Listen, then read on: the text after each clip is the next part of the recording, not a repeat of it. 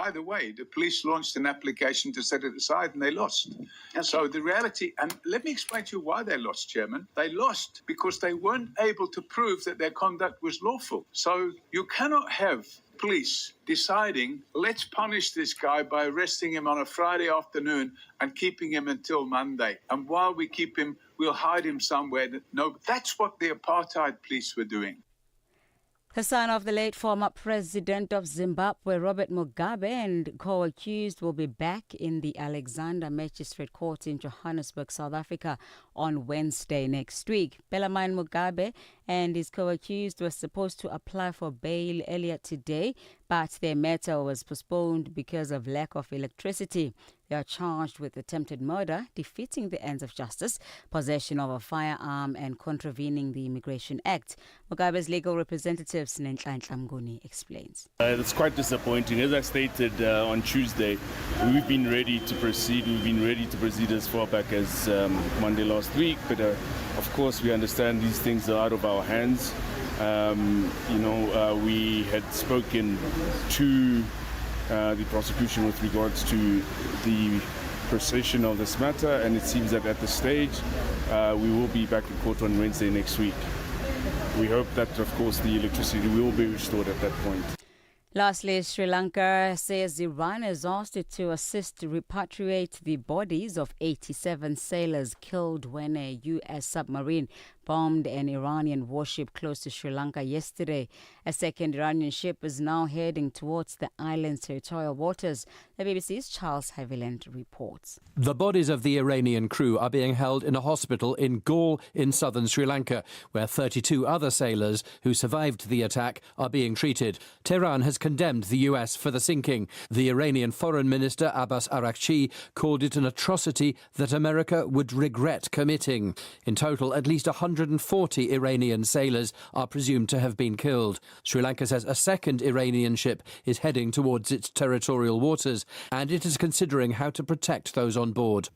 Recapping on your top story, Somalia's parliament has voted to change its constitution and extend the term in office for lawmakers and the president. The president and the parliament speaker made the announcement, pushing back planned elections by a year. Channel Africa News, I'm Onele Nsinsi. SABC News. The African Perspective. And coming up in your sports news this hour, legendary cricket players acquire franchise in the European T20 Premier League, while the United States Tennis Association has a new CEO. I'll tell you who at 4:30.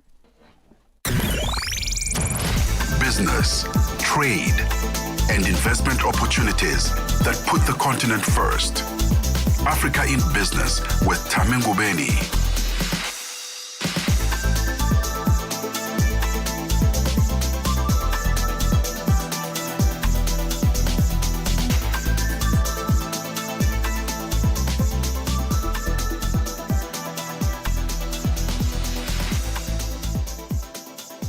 It is exactly 6 minutes after 4 p.m. Central African time. A very good afternoon to you, Kenya. Good afternoon, DRC. Eritrea. Good afternoon to you, Djibouti. Ethiopia. Senegal. Good afternoon, Africa. Welcome to Africa in Business on Channel Africa. I'm Thami Ngubeni. This is your Thursday edition. It is the 5th of March, and here's what's coming up for you this hour. The 2026 Africa Energy Indaba draws to a close as discussions focus on building energy systems that are sustainable, affordable and resilient. And in our C-suite, very excited to have that back for you. We're joined this afternoon by Ugandan-born veterinarian, author and public speaker, Dr. Patrick Kalenzi. Do stay connected to Africa and the world with Channel Africa, the international voice of the South African Broadcasting Corporation. You can watch or listen anytime, anywhere at channelafrica.co.za, on the Channel Africa mobile app and on SABC Plus, or via the DSTV and OpenView audio bouquets. You can also catch us on the various social media platforms. On Facebook, we are at Channel Africa and at Channel Africa 1 on all the other platforms. Channel Africa, first with the African story, globally.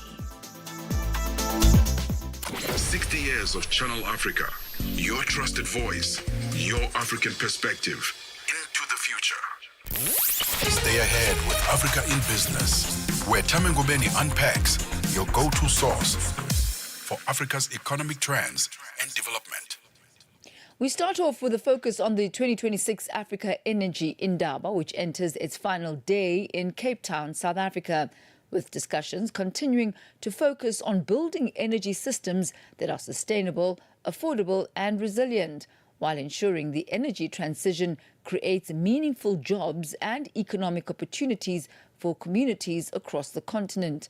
Channel Africa's economics reporter Innocent Samosa now looks at how Malawi, Zimbabwe and Namibia are tackling energy poverty as part of broader efforts to align with Africa's energy infrastructure and development ambitions. The discussion here at the Energy Indaba is focused on Africa's urgent need to end energy poverty, drive investment-led growth, and advance a sustainable and inclusive energy transition. I had a chat with Zimbabwe's Deputy Minister of Energy and Power Development, Yaungaye Simba Nengavi.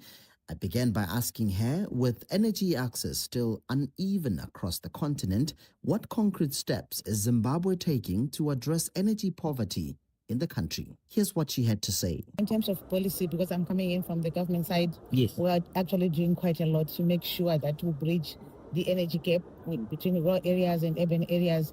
We're trying to make sure that currently we have access that is at 62%. We're trying to make sure that by 2030 we go to at least 100%. So in terms of frameworks and policies that we have put together, we have the National Development Strategy 1, which we've transitioned now to the second phase.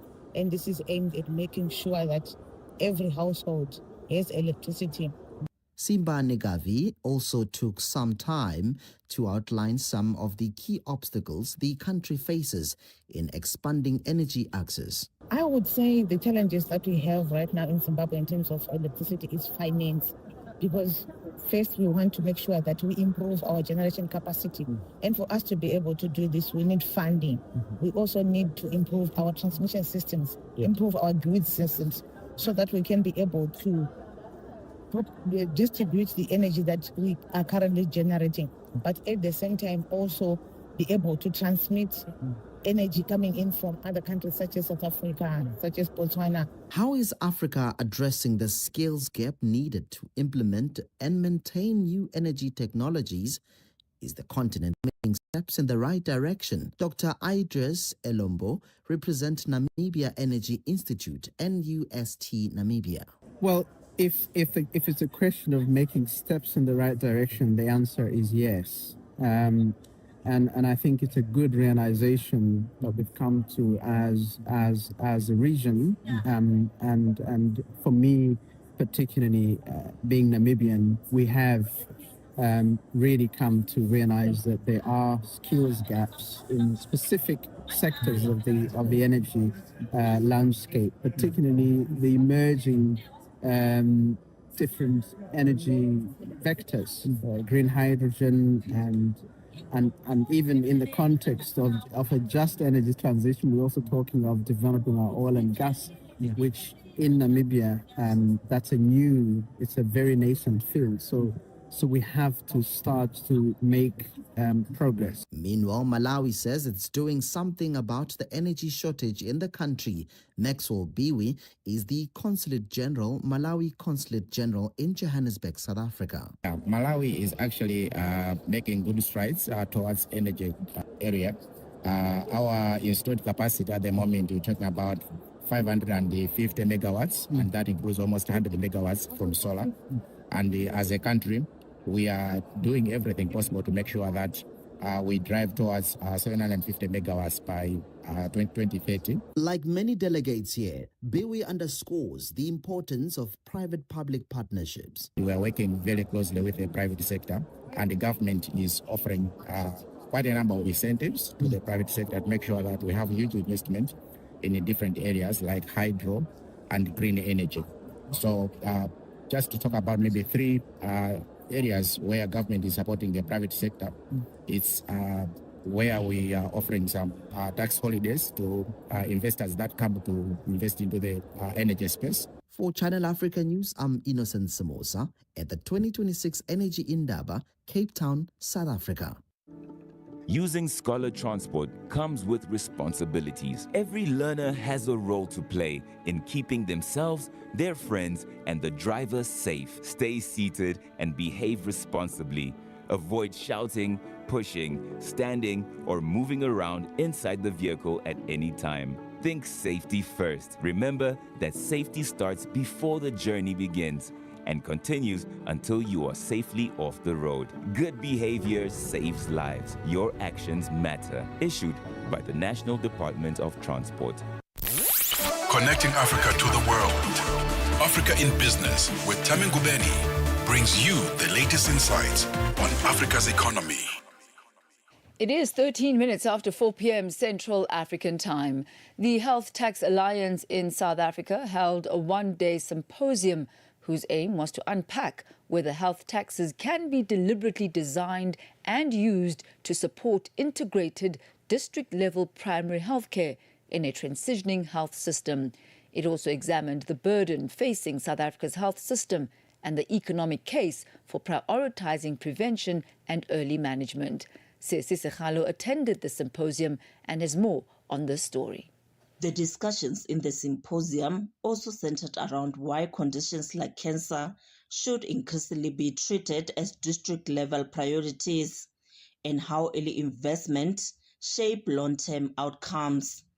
The current health financing landscape, the fiscal space South Africa finds itself in, and perspectives on financing the district health response was also part of the deliberations.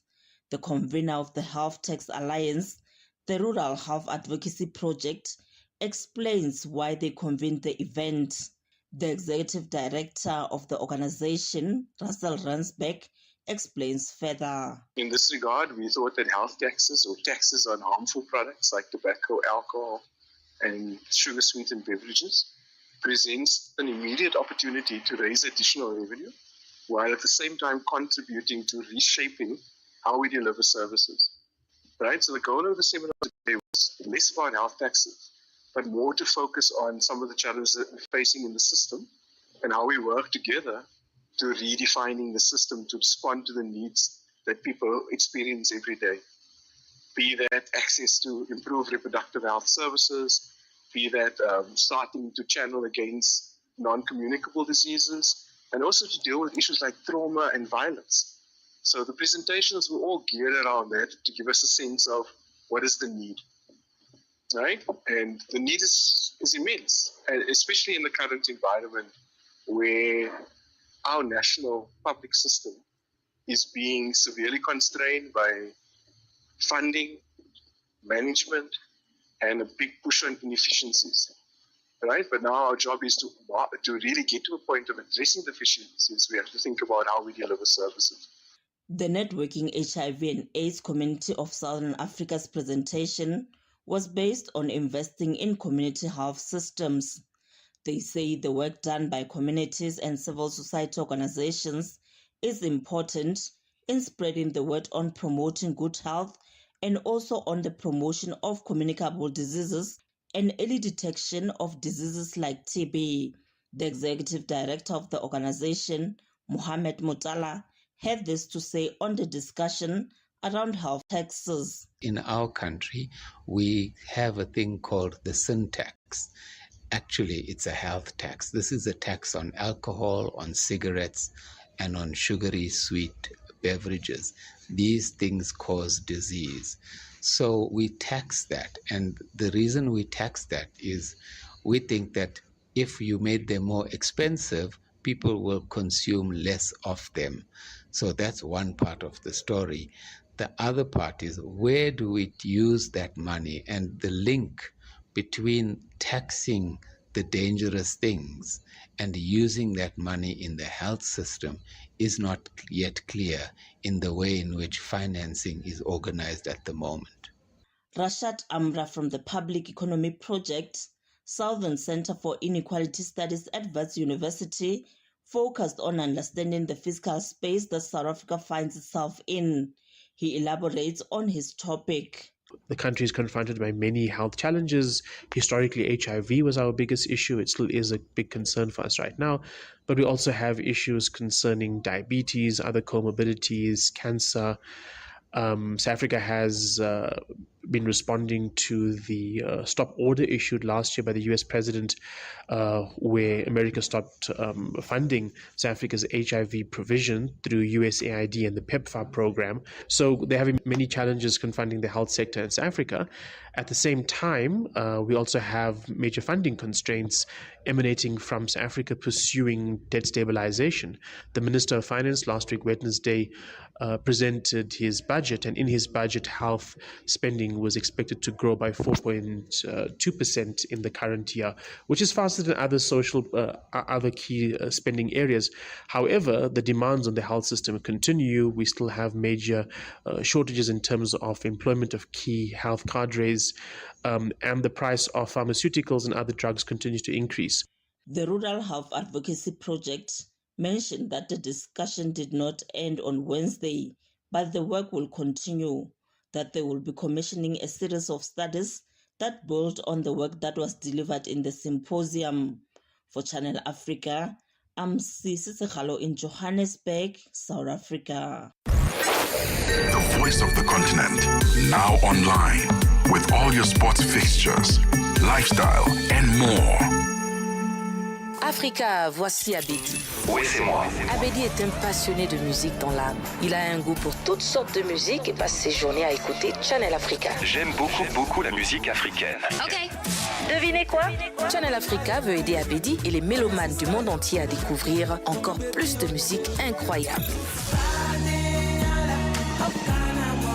C'est pourquoi Channel Africa appelle les artistes africains à soumettre leur musique. Chers artistes, n'oubliez pas de nous fournir toutes vos informations pertinentes à l'email adresse musique@channelafrica.co.za. Les soumissions sont votre chance d'être entendues, mais elles ne garantissent pas une playlist. Toutes les soumissions seront soigneusement examinées pour voir si elles répondent aux exigences de notre station. Channel Africa, la perspective africaine.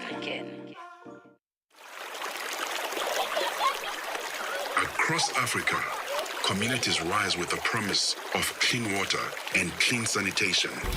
The African Union's 2026 theme calls us to action. It's about mobilizing real commitments, securing climate-resilient water and sanitation projects, and ensuring that water becomes a driver of sustainable development and prosperity across the continent. A landmark moment, not only for Africa, but for the global movement for access to safe water for all. Assuring sustainable water availability for every home, every village, every nation. This is the Africa we want. Channel Africa, the African perspective. Africa in Business on Channel Africa. It is 21 minutes after 4 p.m. Central African time as we turn our focus on the 2026 Africa Energy Indaba, where gas-to-power discussions have taken a center stage. It's also where Kini highlights natural gas as crucial for South Africa's energy transition, helping to stabilize the grid and complement intermittent renewables. Prashan Reddy, who's partner at Kini, notes that recent gas discoveries in Mozambique, South Africa as well as Namibia can drive industrialization, social development as well as economic growth. A key example is ROPCO's cross-border pipeline from Mozambique to South Africa, which showcases how public-private partnerships, government collaboration and industrial demand can build a viable regional gas market. For more on this, we're joined on the line by Francis Phillips, a partner at Akini. A very good afternoon to you. Welcome to Africa in Business. Good afternoon, Toby. It's a pleasure to be with you this afternoon. Well, great to be with you too. So what are the key policy or regulatory bottlenecks that are currently slowing the gas-to-power deployment on the African continent? Thank you, Toby, for the question. I think that we've actually seen quite a bit of development from a regulatory perspective with regards to the gas economy. And I think a few key pieces of regulation that really lies out the role of gas in the energy mix. The first one, of course, being the integrated resource plan, where we define what our energy mix looks like. And that has made it very clear that gas has got a clear role to play in the future. and very importantly has also specified the role that gas will play. You mentioned around managing stability around intermittent renewables. So I think it's been really good from an industry perspective to get clarity on the role of gas and the anticipated load factor for gas to power in South Africa as a critical enabler of stability in the grid. The second is, of course, around the gas master plan, so how all of this comes together more broadly in the gas economy. So it's been good to see regulatory, at least stability around how we see gas in the economy going forward. Where the bottlenecks remain is more now with the actual implementation and the bankability of the projects around gas in South Africa. So what this means is there sufficient demand and is there sufficient or is risk adequately mitigated to allow for investment in infrastructure? So as you know, we don't have much more indigenous gas available in the area that is adequately, can be adequately transported to South Africa. So we need to bring in LNG, which needs big investment. So in summary, I don't think that it's necessarily that regulation is not clear on where we're heading. It's now the implementation challenges that we need to navigate to mitigate risk in the implementation of gas in our economy. I think you've highlighted some of the main financing barriers for the gas to power projects on the African continent, but perhaps let's delve a little bit deeper into that and find some solutions on how the region could better attract more investment into these projects, while at the same time balancing the environmental considerations, which are also key. No, absolutely. I think any big infrastructure investment needs to balance all of these components.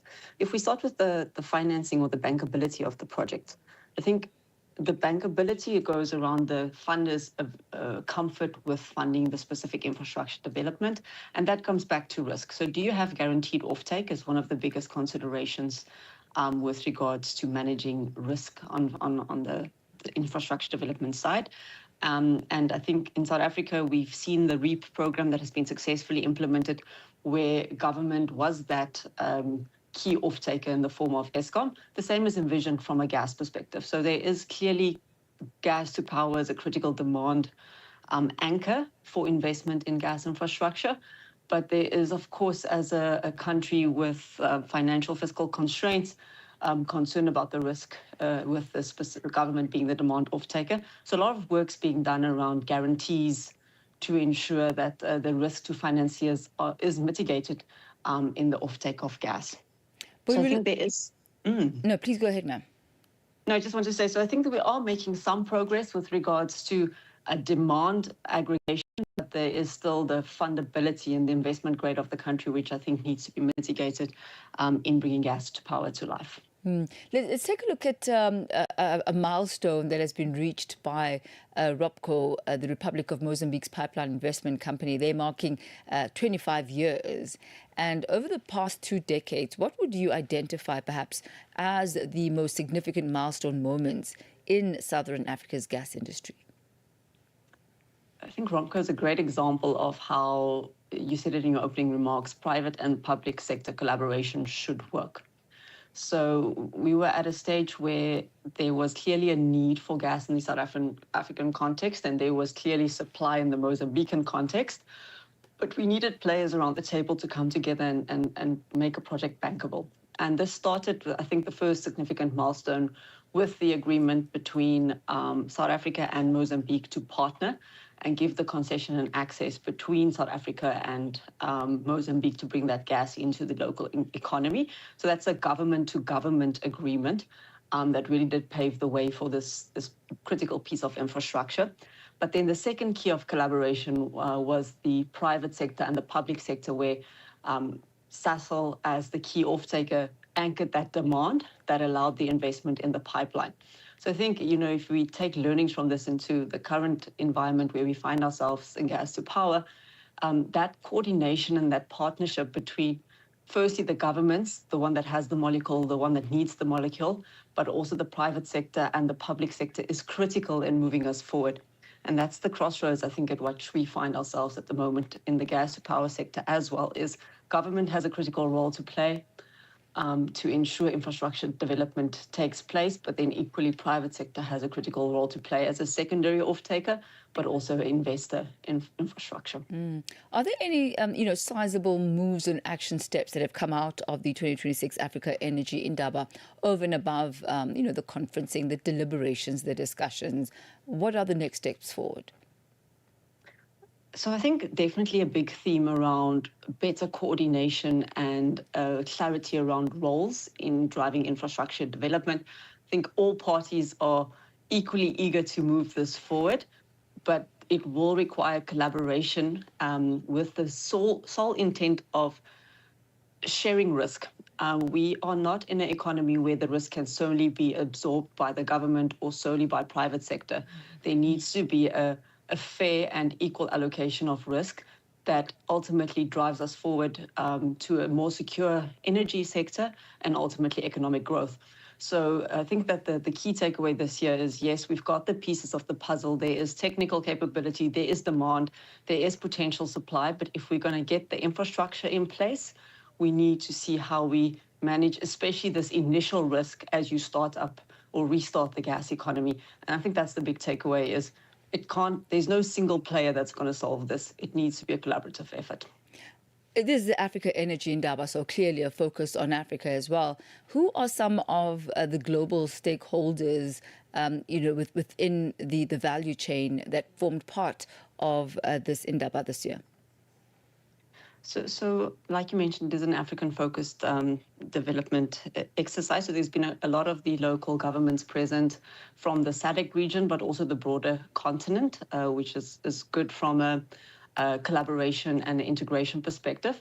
We've seen some of the global investors, whether that's the financiers or the OEMs themselves, also here present on the ground, which is very important because infrastructure projects of this nature, of course, a lot of it is globally sourced, and we are competing on the global stage for things like turbines that needs to go into the infrastructure development ground. So we've seen quite a good mix of local big industry players, governments, but then the international OEMs, and even some of the molecule suppliers internationally and the big investors. So it's the right collection of people to come together and solve this problem.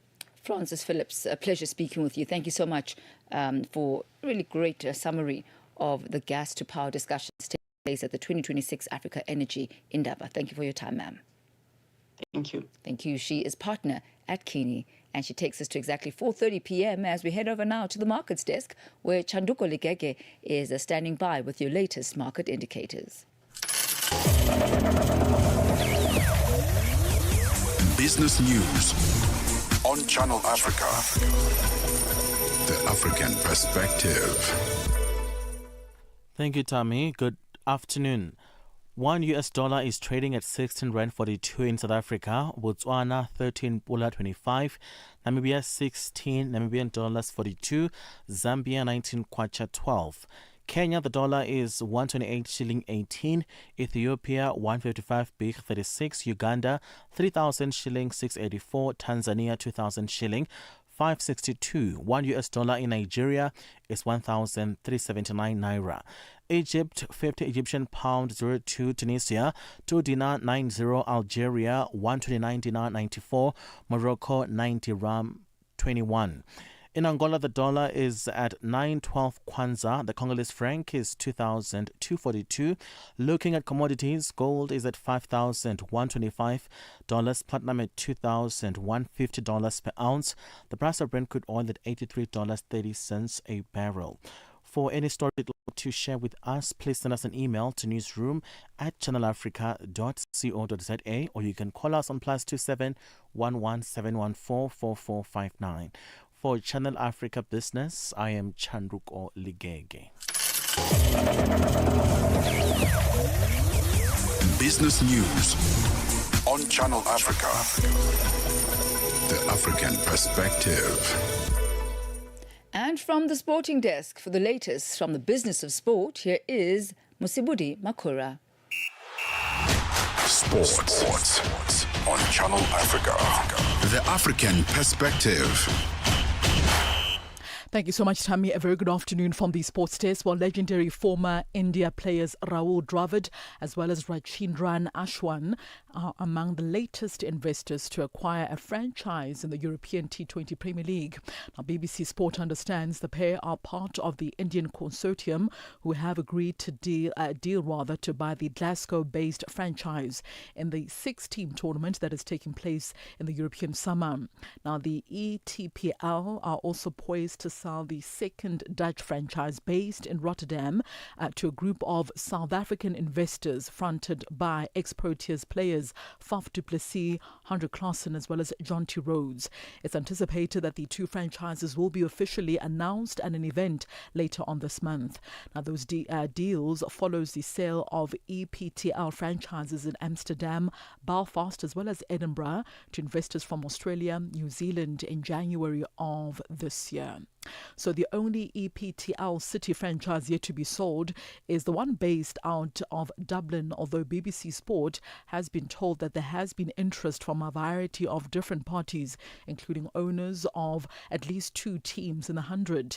Now, Ashwin's involvement is an intriguing one as it raises the tantalizing prospect of him playing in the EPTL in what would be a major coup for the organisers. The 39-year-old retired from international cricket in December of 2024 and from the Indian Premier League just last year and expressed the desire to broaden his horizons in global franchise leagues. Dravid, meanwhile's decision to align himself with a franchise based out in Scotland taps into his historic connection with Scottish cricket. He played for Scotland as an overseas professional for a season back in 2003 when they still participated in the English County Cricket Limited Overs competition. While the United States Tennis Association have announced Craig Tiley will serve as its new chief executive officer. Now, Tiley previously led Tennis Australia as its CEO for 13 years and also served as the Australian Open tournament director since 2006. Tiley will take the helm of the organisation that is well on its way in pursuit of a purpose-driven mission, which is growing tennis to inspire healthier people as well as communities everywhere, and has also established incredible momentum towards achieving its goal of reaching 35 million players in the USA by 2035 rather. He explains his new role. There's 3 pillars of which you have responsibility for when you're in USTA CEO or Tennis Australia CEO, and that is getting more people to play the game. So that's the participation community side, getting people to perform, players to perform in the game. So that's your more elite end, and then providing the platforms for everyone to do that, and that's the US Open, all the pro circuit events. And so at the end of the day, you oversee, you hire great talent. The USA's got great people in the organisation, and you be very clear on what the expectation is, and really keep it very simple. Despite also the job seemingly unwidely with a huge scope, Tiley has had a track record of for most part of success. So that's essentially true at the Australian Open, which he has shared his reputation as the runt of the majors. Tiley also put a roof on the Margaret Court Arena, introduced electronic line calling, also increased prize money from $20 million back in 2007 to $115 million this year, and also watched attendance double in just a decade from 700,000 in 2016 to 1.4 million today. He outlines his new plans for the organisation. Continue and make sure that we're absolutely a player-friendly organisation.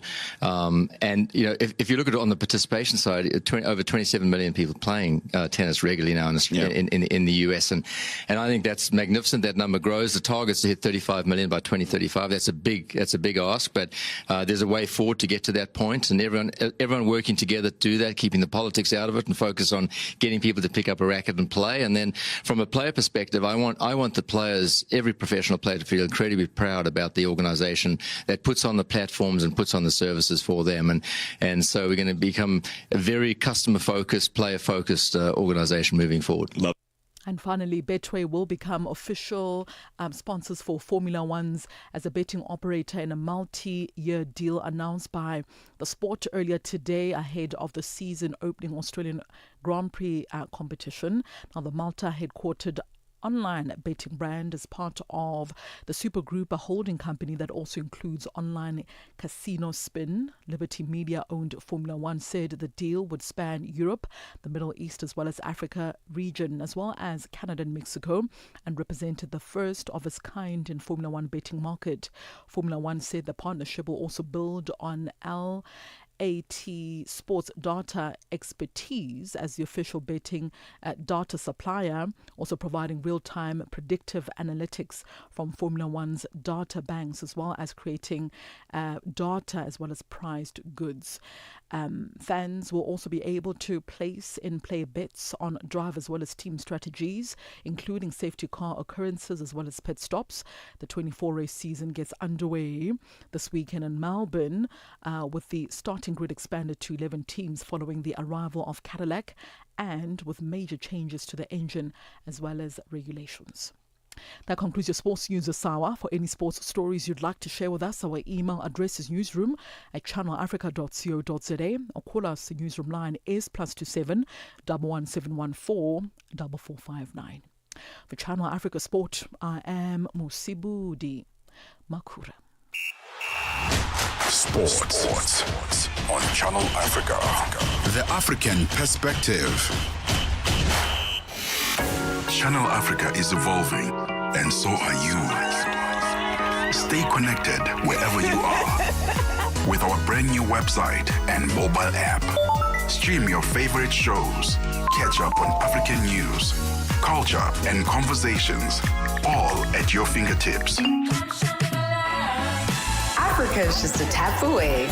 Your world, your stories, now on the go. Stay connected wherever you are. Visit channelafrica.co.za or download the Channel Africa app today. Channel Africa, the African perspective. It is 39 minutes after 4 p.m. Central African time, and guess what? It is a 100-day countdown. Well, we are right in the midst of it. It's actually less than 100 days to go. What am I talking about? I'm talking about the FIFA World Cup. Indeed, from the 11th of June to the 19th of July, the South African Broadcasting Corporation will be bringing you every single moment live. Watch it on SABC3, stream it on SABC Plus, and stay connected on SABC Radio. Download SABC Plus now and be ready for kickoff. SABC is the official broadcaster of the FIFA World Cup 2026. From markets to innovation. From markets to innovation. Africa in Business with Thami Ngubeni covers it all. With Africa's future in focus, Channel Africa, the African perspective. Get the news, music, and lifestyle of Africa on Channel Africa, the African perspective. It is exactly 4:40 p.m. Central African time. Really excited about this feature. We haven't had it for quite a while, but it's back. What am I talking about? It's the C-Suite feature. And today we are joined by Dr. Patrick Kalenzi, a veterinarian, a speaker, and author of Tears Run Dry. Driven by his passion for animal health and welfare, Dr. Kalenzi has built a thriving veterinary practice and business. It's called Creek Veterinary Hospital and Rock Creek Pet Spa and Grooming, and that's based in the United States. He now joins us on the line. A very good afternoon to you, Doc. Welcome to Africa in Business. How are you? Thank you. Thanks for having me. Well, absolutely amazing. I wonder what it is that inspired you to pursue a career in veterinary medicine, and perhaps what, some of the biggest challenges you faced as a veterinarian. Oh, yeah. Thanks for the question. That's a wonderful question. I was inspired by my grandfather. He was a cattle keeper, a herdsman, but not educated. So when I was graduating high school, he asked me what I would do. And I said, well, something to do with sciences. And he said, well, what would you do that I would understand in my cultural, traditional way? And I said, well, we know nothing but animals, so I'll go ahead and be a veterinarian. He said, signed. I'm so grateful. So he was very proud of me. And that's how it started. And growing up, did you own any pets?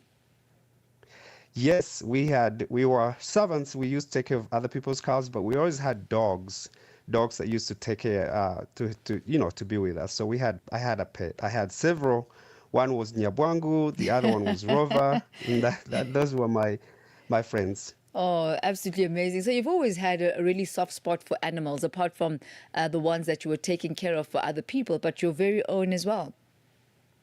Absolutely, since childhood. We are a tribe that's more oriented to animals. So since childhood, you grow up around cows and dogs and sheep and goats, and some of them are your pets, others are your dairy product producing, and it's your income. So really, we're not growers of crops or cultivators. We are cattle keepers. So we buy food, but our primary job and culture is about animals. So yes, it's in my blood. So when you said some of them are pets, some of them are for income, I was expecting you to say some of them are lunch, somewhere in That in that equation. yes, that is true. Although yes, that's true. So we would sell milk for money to pay for food, and then we would on Christmas or some happy holidays, you'd sell a chicken or a goat, and sometimes a bull when we were able to afford one. So which Yes, tribe are you some of from? them were for You lunch. were saying that your tribe is very much linked with the animals. Which tribe are you from, and where is it from? That's a very good question. It's the background of everything that I've been through and I've had. I am a Tutsi origin ethnic tribe, which is not in Uganda. It is from Rwanda, but we are ethnically from Rwanda. My grandfather was born in Rwanda, but he left because of the first genocide, 1958. So then my father was born in the refugee camp, and I was born in Uganda. So as you could hear, my grandfather was a refugee. So there was a stigma as labeling all of us as refugees. Forget the fact that I was 2 generations Ugandan. So I'm Ugandan 2 generation birth, but we were always called refugees. So my tribe is Tutsi, ethnic Tutsi, but from Rwanda, but we grew up in Uganda. So we are cattle keepers. And looking at your experience working with animals, what have you found to be some of the most pertinent challenges that you faced in being a veterinarian? Well, I'll give you two areas of the challenges. So there were challenges in Uganda. When I graduated, I was working in Uganda, but veterinarians are not paid well. So you would hardly have enough to pay your bills and pay for your, as you may know, African, cultures, we take care of our siblings and your mom and your family at the first time you get a job. So it wasn't enough for me. We were not paid enough. And for a lot of work and for long distance and, rough conditions without facilitation from the government or from the clients, not because they don't want to care about their pets or animals, they just can't afford it. So those were tough challenges. That's why veterinarians in Africa end up going to public health. They do dairy production and research or academics, because really animal care does not pay that much. So for me, I just didn't want to do that. So I moved to the United States. Everything is really good about doing veterinary medicine in the United States, and there are always challenges. For instance, in the United States, the highest suicide rate is high in veterinary medicine compared to all the other professionals. Like dentists ranks second, then physicians third, but veterinary medicine, because of the criticism, and the reason for that is that, well, let's take the American setting. Pets are treated like children here. Now, when they bring their dogs and cats, they are animals. But when something goes wrong or is not done to their satisfaction, because they can't afford it sometimes, then it becomes they look at their pet as a child. And whatever complaint it is, it's as if they're complaining about a child. But when you are working on them, they want to pay like a dog and a cat. But when something is not okay, they will complain and act and feel like it's a human child. So we get blamed, and it becomes really stressful for veterinarians. And some of us get so depressed that some people commit suicide. It's actually statistically been there. There's a high rate of suicide in veterinary medicine. It sounds like an immense amount of pressure, and very unfortunate, that it ends up working that way. But what is it that motivated you to start your own ventures, and what gap did you see in the market? That's a very, so it's both. One, economical, but most important of all, the reason I started my own venture is I wanted to break the cycle of generational poverty. So as I mentioned, my grandfather left Rwanda. He was a refugee. He ran away, but he was working for other people. He was a servant, and my father was a servant, and then the rest of us were servants.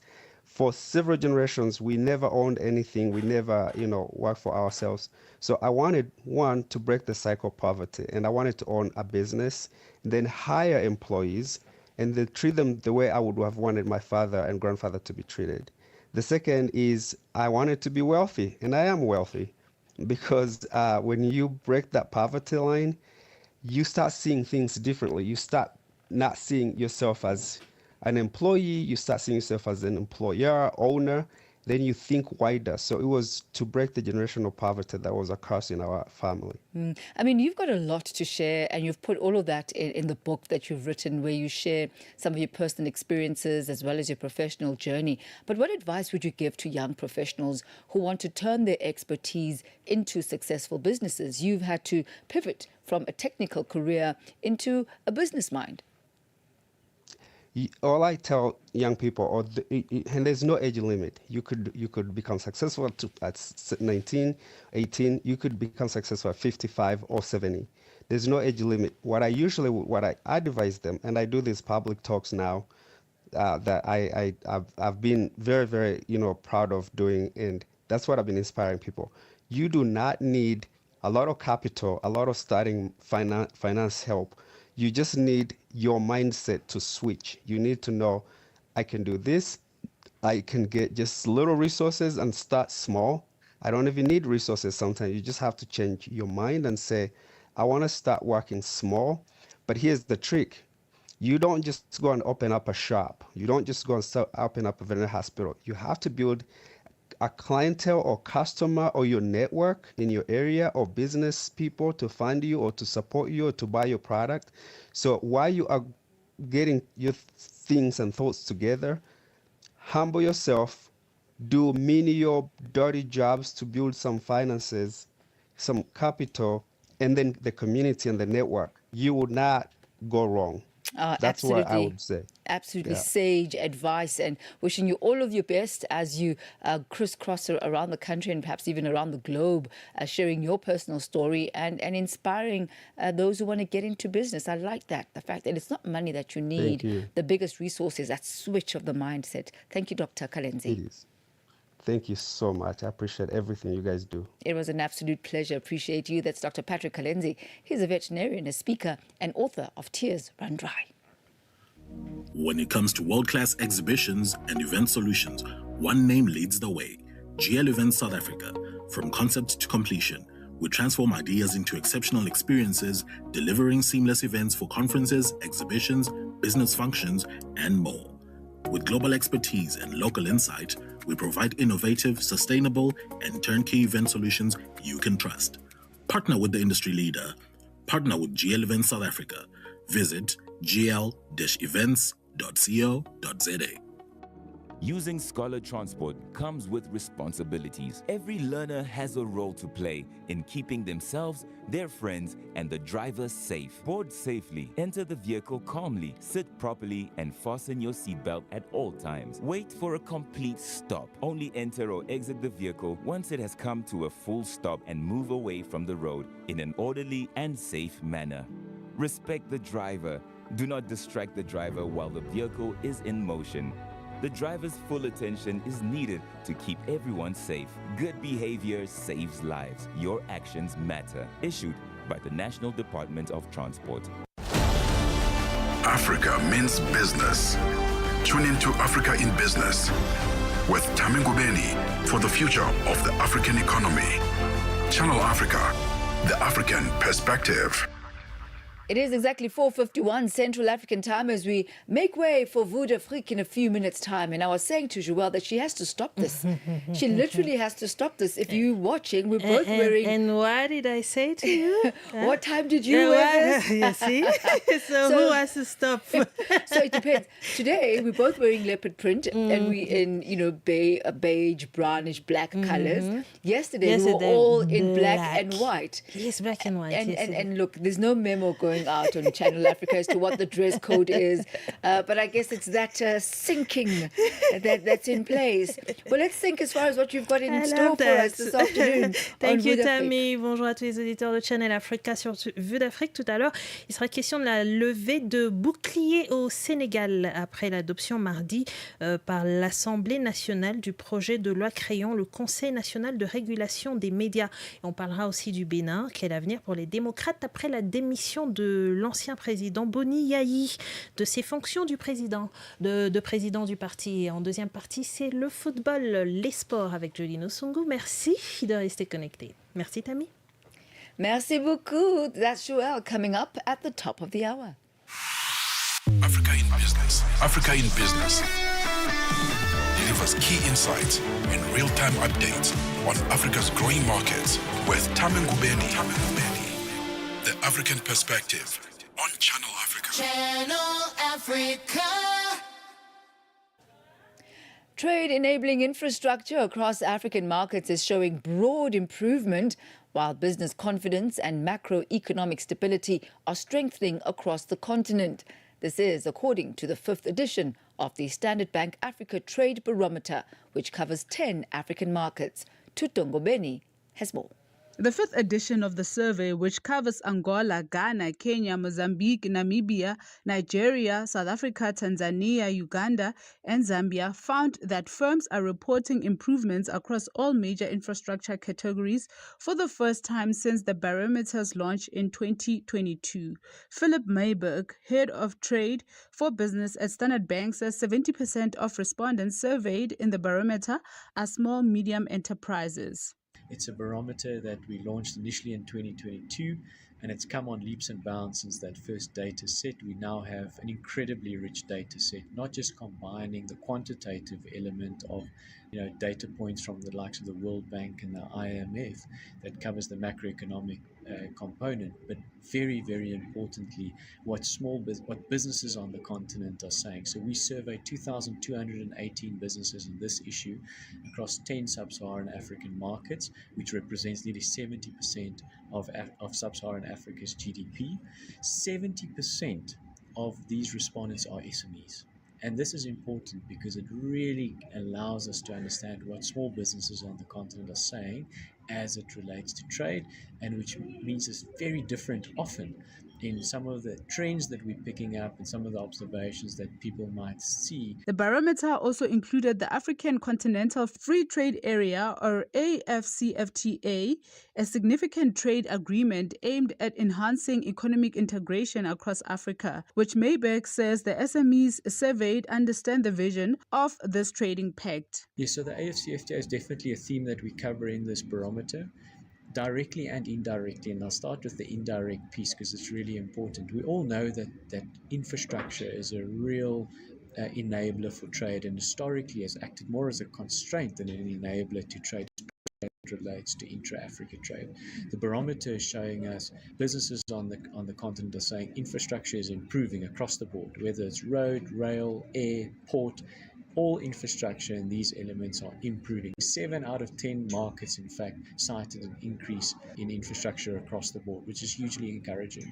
As it relates to the AFCFTA, of course, that's important because the AFCFTA's ambitions is to drive more intra-Africa trade, and to drive more intra-Africa trade, we need appropriate infrastructure. As it relates to awareness of the AFCFTA, that also continues to improve.